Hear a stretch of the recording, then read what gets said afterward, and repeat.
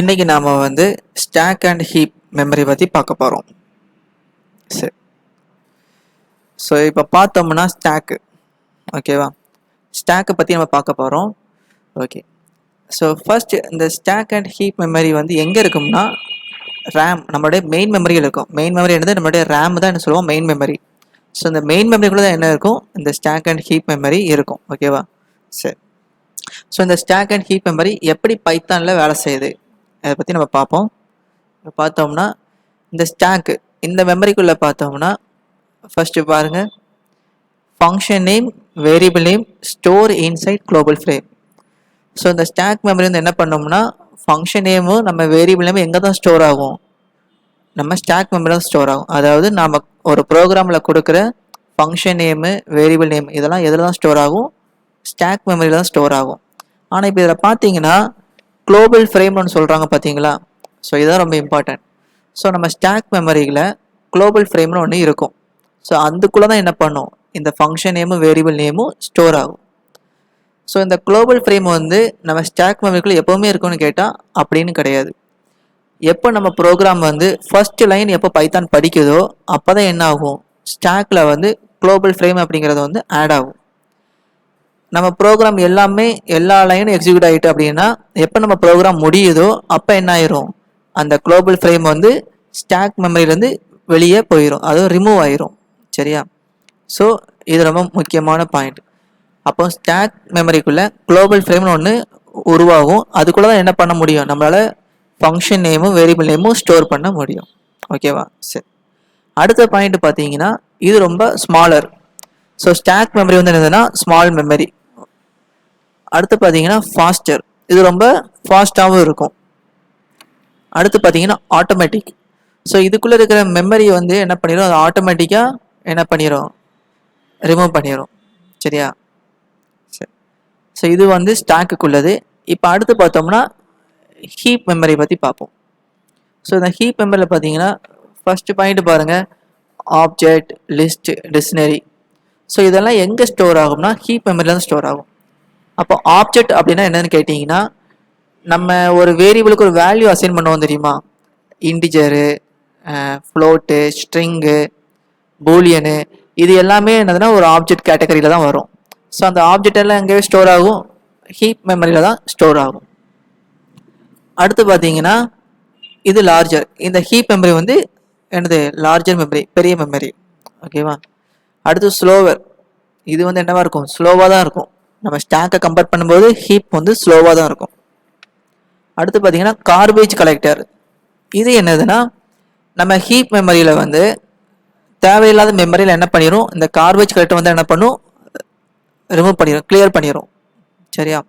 இதே ஸ்டாக் மெமரியில் இருக்கிற மெமரியை, தேவையில்லாத மெமரி யார் கிளியர் பண்ணுவோன்னா அதுவே என்ன பண்ணிடும், ஆட்டோமேட்டிக்காக கிளியர் பண்ணிக்கிடும். ஆனால் ஹீப் மெமரியில் தேவையில்லாத மெமரியை யார் தான் கிளியர் பண்ணுவா, இந்த கார்பேஜ் கலெக்டர் என்ன பண்ணுவாங்க, அதை கிளியர் பண்ணுவாங்க. ஸோ இதுதான் ஸ்டாக்குக்கும் ஹீப் மெமரிக்கும் உள்ள வித்தியாசம். சரி, இப்போ நம்ம தியரிட்டிக்கலாக தெரிஞ்சிட்டோம். இதை நம்ம ப்ரோக்ராமிங்கில் பார்ப்போம். ஓகேவா? ஒரு ப்ரோக்ராம் ரன் ஆகும்போது இந்த ஸ்டாக் அண்ட் ஹீப் மெமரி எப்படி செயல்படுதுன்னு நம்ம ப்ரோக்ராமை வச்சு தெளிவாக பார்ப்போம். இப்போ இங்கே பார்த்தீங்கன்னா நம்மக்கிட்ட ஒரு சின்னதாக ஒரு பைத்தான் ப்ரோக்ராம் இருக்குது. ஓகேவா? சரி, இப்போ பார்த்தீங்கன்னா ஸ்டாக் அண்ட் ஹீப் மெமரி நமக்கு ஷோ ஆகுது.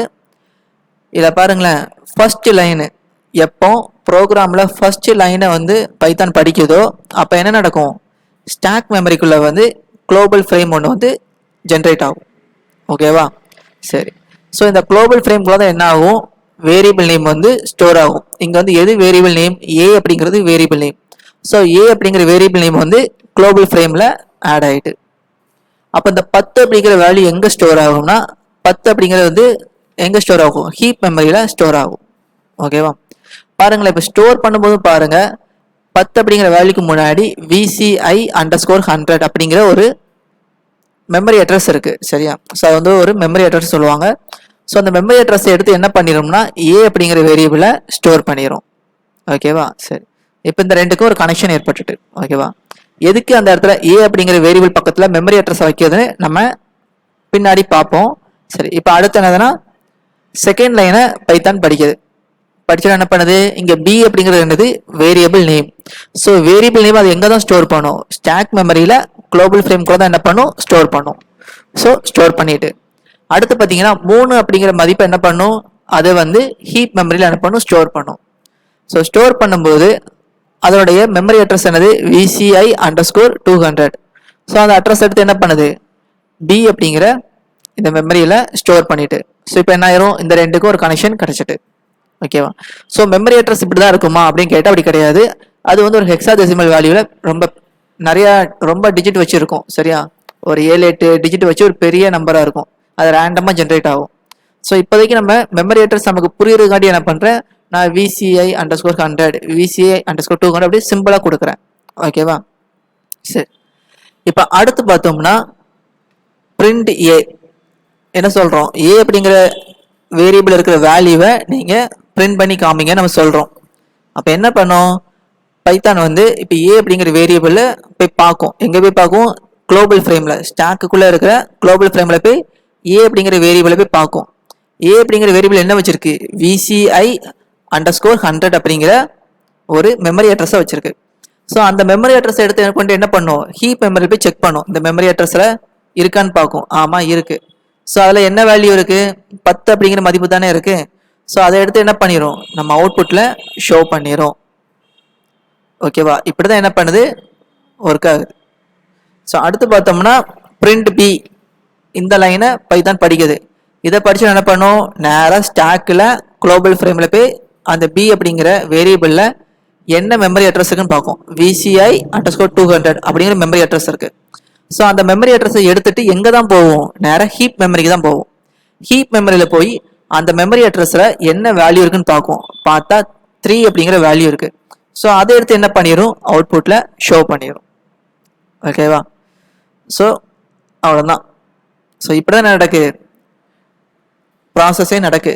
ஒரு ப்ரோக்ராம் எக்ஸிக்யூட் ஆகும்போது இப்படி தான் என்ன பண்ணுது, பேக்ரவுண்டில் ஸ்டாக் அண்ட் ஹீப் மெமரி இப்படி தான் என்ன பண்ணுது, ப்ராசஸே நடக்குது. ஓகே, இப்போ என்ன பண்ணுறோம், ப்ரோக்ராம் ஃபுல்லாக முடிஞ்சிட்டு. ஓகேவா. ஸோ ப்ரோக்ராம் ஃபுல்லாக முடிஞ்சதுனால என்ன ஆயிரும், இந்த குளோபல் ஃப்ரேமு ஸ்டாக் மெமரி விட்டு ரிமூவ் ஆகிரும். ஏன் ரிமூவ் ஆகுது, ஏன்னா குளோபல் ஃப்ரேமுடைய ஆயுள் காலம், லைஃப் டைம் எவ்வளோ தான், எப்போ ப்ரோக்ராமுடைய ஃபர்ஸ்ட் லைன் ஸ்டார்ட் ஆகுதோ அப்போ தான் ஸ்டாக் மெமரியில் ஆட் ஆகும். எப்போ ப்ரோக்ராமுடைய லாஸ்ட் லைன் எக்ஸிக்யூட் ஆகி முடியுதோ அப்போ என்ன ஆயிரும், ஸ்டாக் மெமரியை விட்டு ஆட்டோமேட்டிக்காக ரிமூவ் ஆயிரும். ஓகேவா. ஸோ இதனால என்ன சொல்கிறாங்க, ஸ்டாக் மெமரி வந்து ஆட்டோமேட்டிக் மெமரி மேனேஜ்மெண்ட். ஓகேவா. ஆனால் இப்போ பார்த்தா ஹீப்பில் பாருங்க 3, 10 அப்படிங்கிற 2 மெமரி சும்மா இடத்த அடைச்சிட்டு இருக்கு. அப்போ இதை வந்து யார் வந்தா கிளியர் பண்ணுவா, கார்பேஜ் கலெக்டர். பாருங்க ஹீப் மெமரியில லாஸ்ட் பாயிண்ட்ல பாருங்க கார்பேஜ் கலெக்டர்னு ஒருத்தர் இருக்காங்க தெரியுமா. இவங்க வந்து என்ன பண்ணுவாங்க, ஹீப் மெமரியில தேவையில்லாம இருக்கிற சும்மா இருக்கிற மெமரி வந்து என்ன பண்ணிடும், கிளியர் பண்ணிடும். ஓகேவா.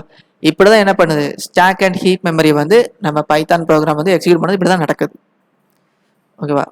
சரி. ஸோ இது உங்களுக்கு புரிஞ்சுட்டா போதும், நம்ம இன்னும் வரப்போற வீடியோல இன்னும் உங்களுக்கு தெளிவா புரிஞ்சிடும். ஓகேவா. சரி. இப்போ அடுத்து பார்த்தீங்கன்னா ஆப்ரேட்டர்ஸ். ஸோ இப்போ ஆப்ரேட்டர்ஸ் அப்படின்னு பார்த்தோம்னா, ஸோ ஆப்ரேட்டர்ஸ் என்னதுன்னா ஒரு சிம்பிள், ஒரு குறியீடு. ஓகேவா. ஓகே, இல்லைன்னா என்னது, அது ஒரு கீவேர்டாக கூட இருக்கலாம். பைத்தானில் வந்து ஆப்ரேட்டர்ஸ் வந்து எப்படி சொல்லுவாங்க, ஒரு சிம்பிளாகவும் இருக்கும் அல்லது ஒரு குறியீடாகவும் இருக்கும். ஓகேவா. ஸோ இதோட வேலை என்னதுன்னா, ஒரு ஆப்ரேஷன் என்ன பண்ணும், பெர்ஃபார்ம் பண்ணும், அவ்வளோதான். ஸோ இப்போ ஆப்ரேட்டர் என்னது, அது ஒரு வேலையை செய்யும், அதுக்குன்னு ஒரு குறிப்பிட்ட வேலையை செய்யும். ஓகேவா. அது எதில் தான் செய்யும், ஒன்று வேரியபிள் மேலே செய்யும், இல்லைன்னா வேல்யூ மேலே செய்யும். ஓகேவா. இதுதான் என்னது ஆப்ரேட்டர். ஸோ அப்போ ஆப்ரேட்டர் என்னது, அது ஒரு சிம்பிள் சொல்லுவாங்க அல்லது ஒரு கீவேர்டுன்னு சொல்லுவாங்க. அதோட வேலை என்னது, ஒரு ஸ்பெசிஃபிக்காக ஒவ்வொரு ஆப்ரேட்டருக்கும் ஒரு வேலை உண்டு. அந்த வேலையை எது மேலே தான் செய்யும், ஒரு வேல்யூ கொடுத்தா செய்யும் அல்லது ஒரு வேரியபிள் கொடுத்தா அது மேலே செய்யும். ஓகேவா. இதுதான் ஆப்ரேட்டர்ஸ். சரி, இப்போ பார்த்தீங்கன்னா டைப்ஸ் ஆஃப் ஆப்ரேட்டர்ஸ், என்னென்ன ஆப்ரேட்டர்ஸ் இருக்குன்னு அதை பற்றி பார்க்க போகிறோம். இப்போ பார்த்தீங்கன்னா அரித்மெட்டிக் ஆப்ரேட்டர் இருக்குது, அசைன்மெண்ட் ஆப்ரேட்டர் இருக்குது, அடுத்து பார்த்தீங்கன்னா ரிலேஷனல் ஆப்ரேட்டர் இருக்குது, லாஜிக்கல் ஆப்ரேட்டர் இருக்குது, அப்புறம் மெம்பர்ஷிப் ஆப்ரேட்டர் இருக்குது, ஐடென்டிட்டி ஆப்ரேட்டர் இருக்குது, லாஸ்ட்டாக பிட்வைஸ் ஆப்ரேட்டர் இருக்குது. ஸோ பைத்தானில் இவ்வளோ ஆப்ரேட்டர்ஸ் இருக்குது. சரியா. ஸோ நம்ம ஒவ்வொரு ஆப்ரேட்டர்ஸாக நம்ம தெளிவாக பார்ப்போம். ஃபர்ஸ்ட் பார்த்தோம்னா அரித்மெட்டிக் ஆப்ரேட்டர்ஸ். ஓகேவா? ஸோ இந்த அரித்மெட்டிக் ஆப்ரேட்டர்ஸை எதில் யூஸ் பண்ணுவாங்கன்னா மேத்தமெட்டிக்கல் ஆப்ரேஷன், பேசிக்காக யூஸ் பண்ணுற மேத்தமெட்டிக்கல் ஆப்ரேஷனுக்கு யூஸ் பண்ணுவாங்க. சரி, இதில் வந்து என்னென்ன குறியீடுகள்னு பார்த்தீங்கன்னா இதில் இவ்வளோ ஆப்ரேட்டர்ஸ் இருக்குது. இந்த அரித்மெட்டிக் ஆப்ரேட்டர்ஸ்குள்ளே இவ்வளோ ஆப்ரேட்டர்ஸ் இருக்குது. பார்த்தீங்கன்னா ப்ளஸ் இருக்குது, ப்ளஸ்னால் என்னது அடிஷனு, அப்புறம் பார்த்தீங்கன்னா சப்ட்ராக்ஷன் இருக்குது, அப்புறம் மல்டிபிகேஷன் இருக்குது, அப்புறம் டிவிஷன் இருக்குது, அப்புறம் மாடுலஸ் இருக்குது, அப்புறம் ஃப்ளோர் டிவிஷன் இருக்குது, அப்புறம் எக்ஸ்பனேஷன் இருக்குது. ஓகேவா? ஸோ இந்த ஒவ்வொரு ஆப்ரேட்டரும் என்னென்ன வேலை பண்ணுது நம்ம ஒரு ப்ரோக்ராமில் பார்க்கும்போது உங்களுக்கு தெளிவாக புரிஞ்சிடும். ஸோ இப்போதைக்கு இவ்வளோ ஆப்ரேட்டர்ஸ்ன்னு நீங்கள் தெரிஞ்சுக்கிட்டா போதும். இப்போ நம்ம அடுத்து என்னென்னா ஒரு ப்ரோக்ராமை வச்சு பார்ப்போம். ஓகேவா? சரி, இப்போ பார்த்தீங்கன்னா நம்மக்கிட்ட ஒரு பைத்தான் ப்ரோக்ராம் இருக்குது. சரியா? சரி, ஓகே. இப்போ பாருங்களேன். ஓகே, ஃபர்ஸ்ட் லைனில் பைத்தான் படிக்கும்போது என்ன ஆயிரும், குளோபல் ஃப்ரேமில் வந்து என்ன பண்ணிடும், அந்த ஏ அப்படிங்கிற வேரியபிளை ஸ்டோர் பண்ணிடும். ஏன்னா குளோபல் ஃப்ரேமில் என்ன தான் ஸ்டோர் ஆகும், வேரியபிள் நேம் தான் ஸ்டோர் ஆகும். அப்போ அந்த 10 அப்படிங்கிற வேல்யூ எங்கே ஸ்டோர் ஆகும், ஹீப் மெமரியில் ஸ்டோர் ஆகும். ஸ்டோர் ஆகிட்டு அதோடைய அட்ரஸ் எடுத்து என்ன பண்ணிடும், அந்த வேரியபிளை ஸ்டோர் பண்ணிடும். இதுதான் ப்ராசஸ். ஓகேவா? அடுத்து பார்த்தீங்கன்னா என்ன இருக்கு, second point b equal to 2. இதை படிச்சு என்ன பண்ணிடும், b அப்படிங்கிற வேரியபிள் என்ன பண்ணிடும், குளோபல் ஃப்ரேமில் ஆட் பண்ணிடும். அந்த 2 அப்படிங்கிற வேல்யூ என்ன பண்ணிடும், ஹீப் மெமரியில் ஸ்டோர் பண்ணிட்டு அதனுடைய மெமரி அட்ரஸ் எடுத்து என்ன பண்ணிடும், b அப்படிங்கிற வேரியபிளை ஸ்டோர் பண்ணிடும். ஓகேவா? சரி, இப்போ அடுத்து பார்த்தீங்கன்னா print plus operator colon comma a plus B. அப்போ என்ன சொல்கிறோம், a பிளஸ் பின்னா a அப்படிங்கிற வேரியபிள் இருக்கிற மதிப்பையும் b அப்படிங்கிற வேரியபிள் இருக்கிற மதிப்பையும் என்ன பண்ண சொல்கிறோம், ஆட் பண்ண சொல்கிறோம். ஓகேவா? சரி, இவர் பாருங்களேன். ஸோ ஆட் பண்ணும்போது எனக்கு என்ன கிடைக்கும், 12ன்னு கிடைக்கும். கரெக்டு தானே? ஏல என்ன இருக்குது, 10 இருக்குது, பியில் 2 இருக்குது. அப்போ ரெண்டையும் ஆட் பண்ணால் 12 அப்படிங்கிற மதிப்பு கிடைக்கும். அதை என்ன பண்ணுறோம், டிஸ்பிளே பண்ணியாச்சு. அடுத்து பார்த்தீங்கன்னா என்ன பண்ண சொல்கிறோம், மைனஸ் ஆப்ரேட்டர். ஸோ இது என்ன பண்ணுது, ஏ அப்படிங்கிற வேல்யூ இருக்கிற ஏ அப்படிங்கிற வேரியபிள் இருக்கிற மதிப்பையும் பி அப்படிங்கிற வேரியபிள் இருக்கிற மதிப்பையும் என்ன சொல்கிறோம், மைனஸ் பண்ண சொல்கிறோம். அப்போ ஏல என்ன இருக்குது, 10, பியில் 2, மைனஸ் பண்ணால் நமக்கு எவ்வளோ கிடைக்கும், 8 அப்படிங்கிற வேல்யூ கிடைக்கும். அதே மாதிரி அடுத்து பார்த்தீங்கன்னா மல்டிபிகேஷன். ஸோ ரெண்டையும் பெருக்குனா என்ன கிடைக்கும், 10 × 2 பெருக்குனா 20 தானே. ஸோ அது இங்கே அப்ளை ஆகிட்டு. ஓகேவா? இப்போ அடுத்து பார்த்தீங்கன்னா டிவிஷன் ஆப்ரேட்டர். சரி, இப்போ டிவிஷன் பண்ணுவோமா? ஸோ டிவிஷன் பண்ணும்போது என்ன கிடைக்கும், எனக்கு இந்த மாதிரி நம்ம டிவிஷன் பண்ணுவோம். 10 வந்து 2ஆல் டிவைட் பண்ண நமக்கு என்ன கிடைக்கும், 5 அப்படிங்கிற வேல்யூ கிடைக்கும். சரியா? ஸோ இப்போ பாருங்கள் மேலே 5 இருக்கா. ஸோ அதை தான் என்ன பண்ணும், ரிசல்ட்டாக நமக்கு கொடுக்கும். எது டிவிஷன் ஆப்ரேட்டர் பண்ணால் அது என்ன பண்ணும், மேலோட ஈவ் அப்படிங்கிற அந்த மதிப்பை தான் என்ன பண்ணும், எடுத்து காமிக்கும். சரி, ஆனால் பாருங்களேன் நமக்கு அவுட்புட்டில் பாருங்கள் 5.0ன்னு வருது. ஏன் அப்படி வருதுன்னா இந்த டிவிஷன் ஆப்ரேட்டர் என்ன பண்ணோம்னா ரிட்டர்ன் பண்ணுற வேல்யூ வந்து என்னவா இருக்கும், பாயிண்ட் வச்ச வேல்யூ தான் ரிட்டர்ன் பண்ணும். நமக்கு கிடைச்சது அங்கே இன்டிஜர் தான், 5ன்னு தான் கிடச்சிச்சு. ஆனால் அது டிஸ்பிளே பண்ணும்போது 5.0 ஒரு ஃப்ளோட்டிங் வேல்யூவாக தான் நமக்கு என்ன பண்ணும், டிஸ்பிளே பண்ணும். இதுதான் என்னது டிவிஷன் ஆப்ரேட்டருடைய வேலை. சரி, அடுத்து பார்த்தீங்கன்னா மாடுலஸ் ஆப்ரேட்டர். சரி, இப்போ இந்த ஆப்ரேட்டர் பண்ணும்போது என்ன நடக்கும்னா இப்போ பாருங்க சேம் அதே மாதிரி தான் 10 அப்படிங்கிற மதிப்பை 2ஆல் வகுக்கும்போது நமக்கு என்ன கிடைக்கும், மீதி வந்து 0 கிடைக்கும், ரிமைண்டர் 0 கிடைக்கும். பார்த்தீங்களா? ஸோ அந்த 0 தான் என்ன பண்ணும், இந்த மாடுலஸ் ஆப்ரேட்டர் ரிட்டர்ன் பண்ணும். இப்போ பார்த்தீங்கன்னா அந்த 0 தான் என்ன பண்ணும், ஷோ பண்ணும். ஓகேவா? ஸோ டிவிஷன்னா என்னது, ஈவ் அங்கேருந்து என்ன பண்ணும், வேல்யூ எடுக்கும். மாடுலஸ்னா ரிமைண்டர் வேல்யூ எடுத்து ஷோ பண்ணும். அடுத்து பார்த்தீங்கன்னா என்னது, ஃப்ளோர் டிவிஷன் இதை சொல்லுவாங்க. ஸோ இது என்ன பண்ணும், சேம் அதே தான், மேலே 5 தான் எடுக்கும். ஆனால் இது என்ன பண்ணும், 5 அப்படிங்கிற இன்டிஜர் வேல்யூ தான் கொடுக்கும். ஓகேவா? சரி, ஏன்னா இதுக்கு மேலே பாருங்க அந்த டிவிஷன் ஆப்ரேட்டர் பாருங்க அது 5.0ன்னு கொடுக்கு. ஏன்னா டிவிஷன் ஆப்ரேட்டர் என்ன தான் பண்ணும், பாயிண்ட் வச்ச வேல்யூ தான் ரிட்டர்ன் பண்ணும். அது இன்டிஜராகவே வந்து என்ன தான் பண்ணும், டெசிமல் வேல்யூவை தான் கன்வெர்ட் பண்ணி கொடுக்கும். ஆனால் ஃப்ளோர் டிவிஷன் அப்படி கிடையாது. ஓகேவா? சரி, இப்போ அடுத்து பார்த்தீங்கன்னா எக்ஸ்பிளனேஷன் ஆப்ரேட்டர். இது என்ன பண்ணும், 10 அப்படிங்கிற மதிப்பை என்ன பண்ணும், பவர் பண்ணும். அதாவது இந்த மாதிரி அதை 2 வாட்டி பெருக்கும். ஏன்னா நம்ம என்ன பண்ணியிருக்கோம், பியில் வந்து 2 தானே கொடுத்துருக்கோம். அப்போ அந்த 10 அப்படிங்கிற மதிப்பை 2 வாட்டி பெருக்கும். சேம் 10 × 10. அப்போ என்ன கிடைக்கும், ரிசல்ட் 100 தானே கிடைக்கும். ஸோ அதை என்ன பண்ணும், நமக்கு அவுட்புட்டில் டிஸ்பிளே பண்ணிடும். ஓகேவா? ஸோ இப்படி தான் நடக்குது. இந்த அரித்மெட்டிக் ஆப்ரேட்டரோட ப்ராசஸே இப்படி தான் நடக்குது. சரி, இப்போ அடுத்து பார்த்தோம்னா ப்ரோக்ராம் ஃபுல்லாக என்ன ஆகிட்டு கம்ப்ளீட் ஆகி முடிச்சு கடைசி லைன் வரைக்கும் எல்லாமே முடிஞ்சிட்டு. இதுக்கப்புறம் லைன் கிடையாது, ப்ரோக்ராம் முடிஞ்சிட்டு. அப்போ என்ன நடக்கும்?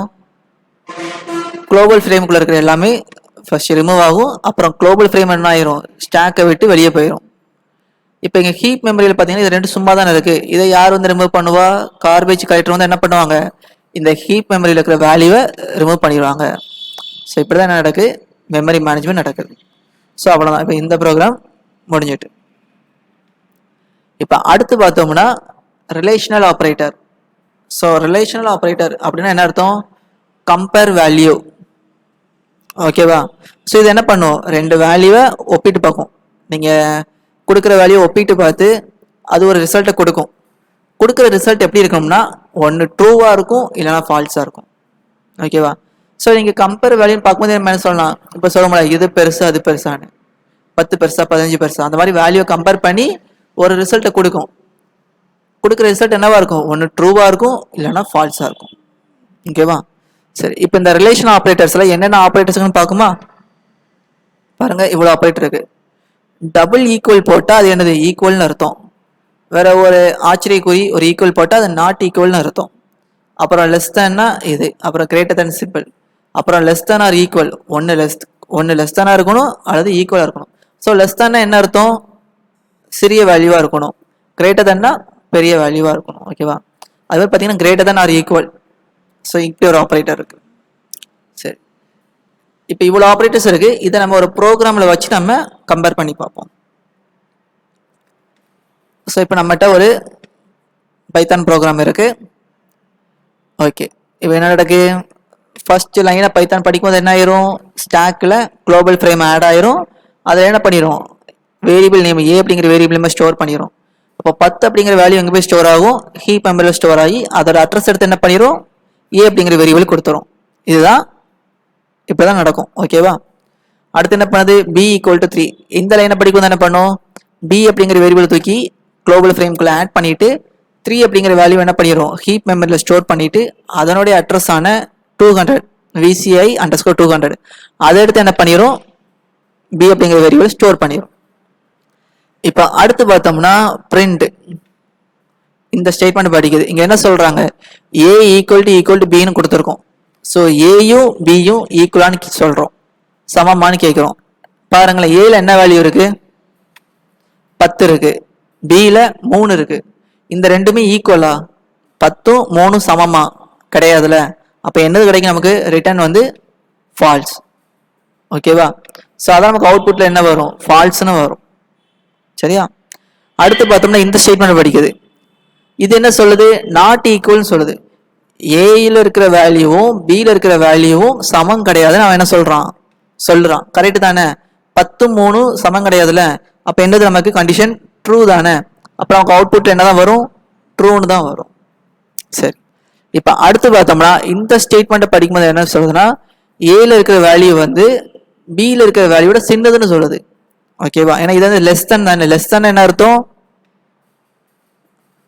இடது பக்கம் இருக்கிற வேல்யூ வந்து வலது பக்கம் இருக்கிற வேல்யூட சின்னதாக இருக்கும்னு அர்த்தம். ஆனால் இங்கே பார்த்தா அப்படியா இருக்கு.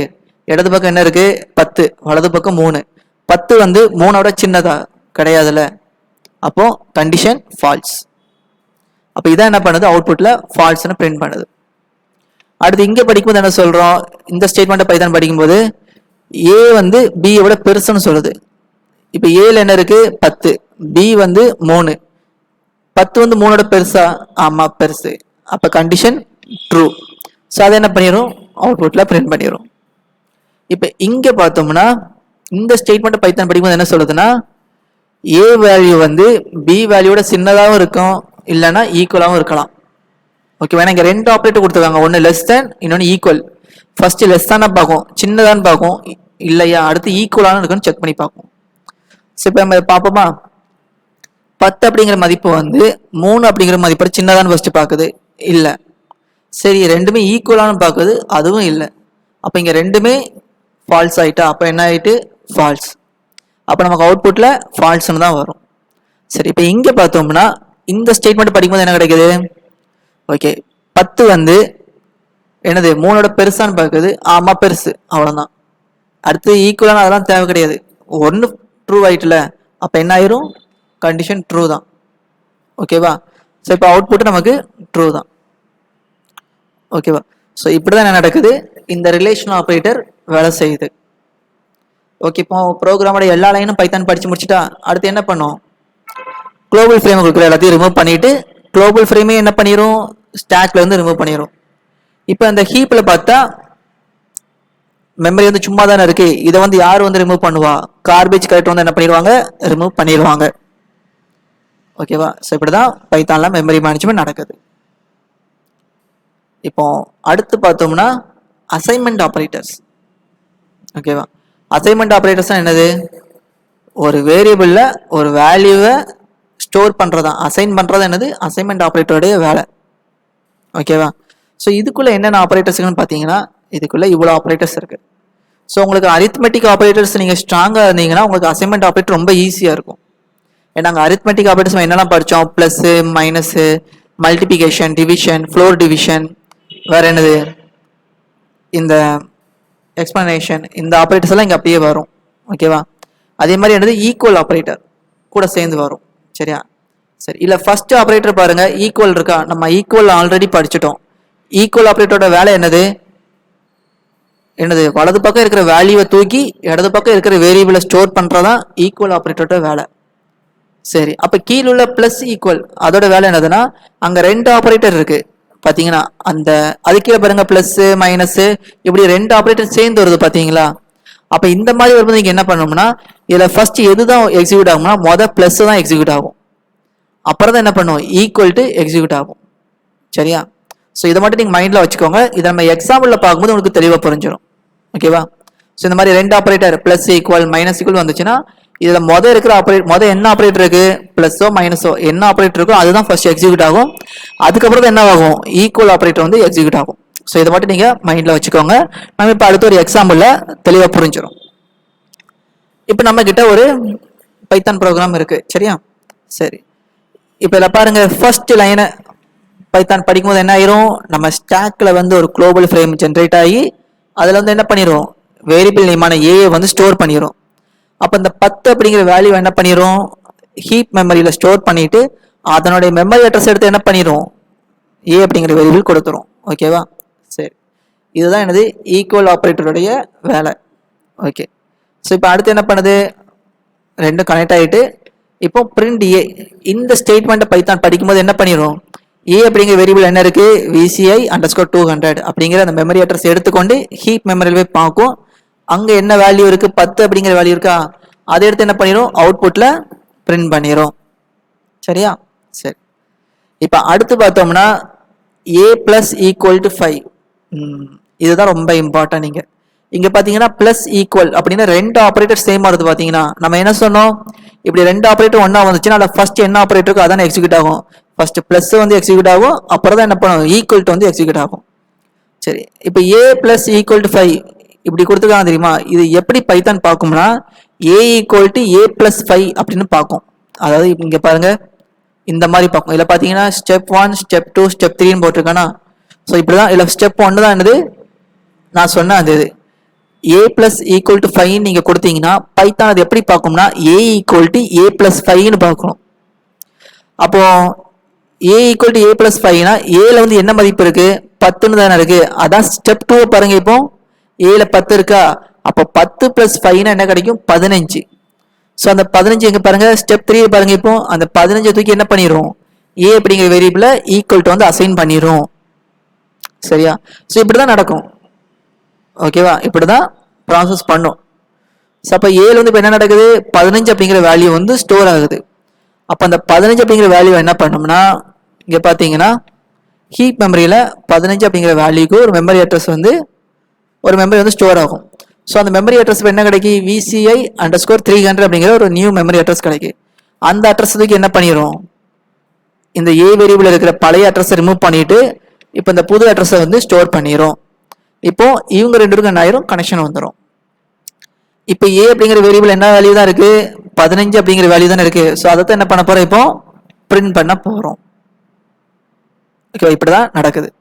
இதே மாதிரி தான் அடுத்து வர்ற ஒவ்வொரு ஆப்ரேட்டருக்கும் நடக்க போகுது. ஓகேவா? இப்போ இந்த ஸ்டேட்மெண்ட் படிக்கும்போது என்ன நடக்குது? a minus equal to 5.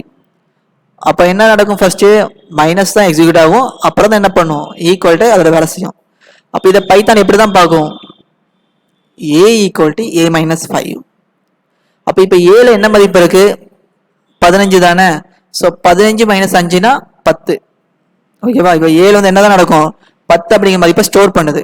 So first என்ன பண்ணும்? 10 அப்படிங்கிற மதிப்பை என்ன பண்ணும்? ஹீப் மெமரியில் ஸ்டோர் பண்ணி அதோட மெமரி அட்ரஸ் ஆனால் VCI அண்டர்ஸ்கோர் 400 இதை எடுத்து என்ன பண்ணிடும்? ஏ அப்படிங்கிற வேரியபிளை ஸ்டோர் பண்ணிடும். ஆனால் ஏ அப்படிங்கிற வேரியபிள் ஆல்ரெடி என்ன மெமரி அட்ரஸ் இருக்கு? VCI அண்டர்ஸ்கோர் 300 இருக்கா? அந்த மெமரி அட்ரஸை எரேஸ் பண்ணிட்டு இப்போ கடைசியாக வந்த VCI அண்டர்ஸ்கோர் 400 அந்த மெமரி அட்ரஸ் என்ன பண்ணிடும்? இங்கே ஸ்டோர் பண்ணிடும். இப்போ கனெக்ஷன் இந்த ரெண்டு பேருக்கும் வந்துடும். ஓகேவா? இப்போ 10 தானே இருக்கு, அதான் பிரிண்ட் ஏ. ஏல என்ன இருக்கு? 10 அப்படிங்கிற மதிப்பை பிரிண்ட் பண்றோம். ஸோ இப்போ அடுத்து பார்த்தீங்கன்னா மல்டிபிகேஷன் ஈக்குவல் டு. ஸோ இந்த ஸ்டேட்மெண்ட் பைத்தான் படிக்கும்போது என்ன பண்ணும்? இங்க a equal to a into 5. ஓகேவா? இப்போ ஏல என்ன இருக்கு? 10. 10 இன்டு 5னா 50. ஸோ 50க்கு என்ன பண்ணிடும்? ஏல ஸ்டோர் பண்ணிடும். சரியா?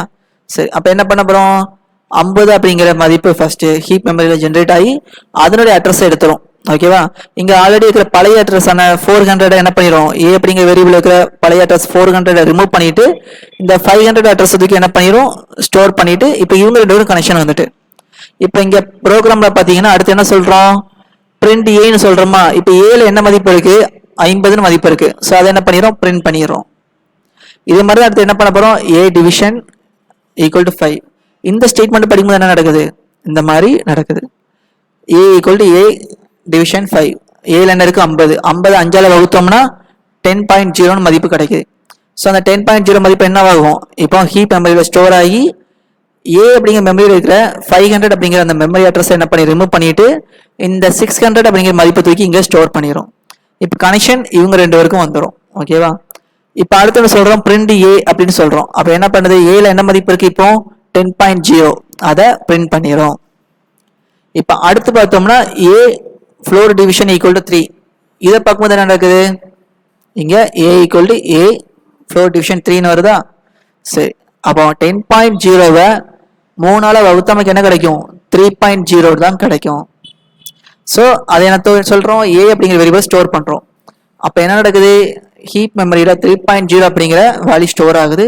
அதனுடைய மெமரி அட்ரஸ் 700 எடுத்து என்ன பண்ணிடும்? ஏ அப்படிங்கிற வேரியபிள் ஸ்டோர் பண்ண போகுது. ஆனா ஏ அப்படிங்கிற வேரியபிள் ஆல்ரெடி 600 அப்படிங்கிற மெமரி அட்ரஸ் இருக்காது. என்ன பழைய மெமரி அட்ரஸ் என்ன பண்ணுது? ரிமூவ் பண்ணிட்டு இந்த 700 அப்படிங்கிற மெமரி அட்ரஸை ஸ்டோர் பண்ணிட்டு இப்போ கனெக்ஷன் இவங்க ரெண்டு பேருக்கும் வந்துட்டு இப்போ என்ன சொல்றோம்? பிரிண்ட் ஏ. அப்போ ஏல இப்போ என்ன மதிப்பு இருக்கு? 3.0 இருக்கு.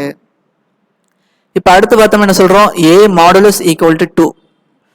ஸோ இப்போ இங்க நடக்கு ஏ மாடுலஸ் 2. அப்போ ஏ அப்படிங்கிற வேல்யூல என்ன இருக்கு? 3.0 இருக்கா? ஸோ அதை நம்ம 2ஆல டிவைட் பண்ண கிடைக்கும் 1.0 அப்படிங்கிற மதிப்பு கிடைக்கும். ஸோ அதே என்ன பண்ணிடும்? 1.0 ஹீப் மெமரியில் ஸ்டோர் பண்ணிட்டு அதோட மெமரி அட்ரஸான 800 எடுத்து என்ன பண்ணிடும்? இந்த ஏ அப்படிங்கிற வேரியபிளை ஸ்டோர் பண்ணிடும். இப்போ இவங்க ரெண்டுக்கும் என்ன ஆயிரும்? கனெக்ஷன் வந்துடும்.